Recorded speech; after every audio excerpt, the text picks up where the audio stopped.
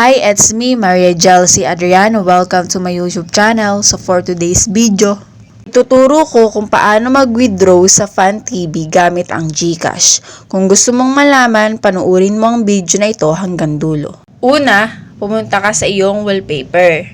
Hanapin mo ang FunTV, i-click ito at hintayin mapunta sa home. Pindutin ang profile dahil naabot ko na ang 7.8 million consumption, ay i-click lang ang withdraw.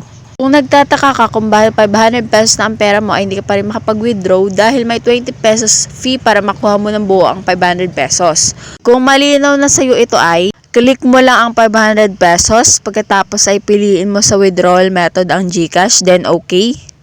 I-click mo lang ulit ang withdraw. Kapag na-click mo na, lalabas ang withdraw to GCash. Ilagay mo ang iyong GCash number at GCash name. Kapag tapos ka ng mag-type, ay click mo lang ang check sa iyong keyboard.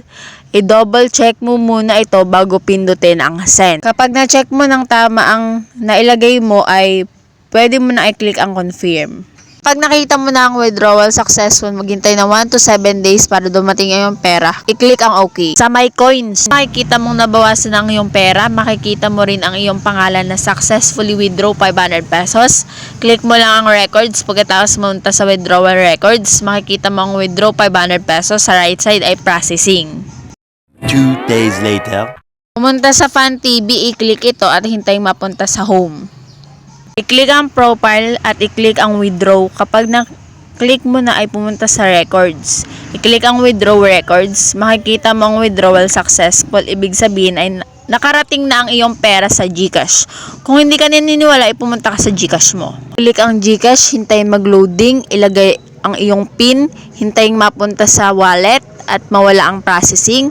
Kapag lumabas na ang 500 pesos ay i-click ang transactions. Dahil January 8 ako nag-withdraw ay January 9 dumating na ang pera. Ibig sabihin 101 legit ang FunTV.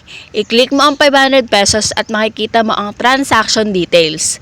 Kapag nasigurado mo nang dumating ang iyong pera, maaari ka nang makapag-cash out sa tindahan na malapit sa inyo.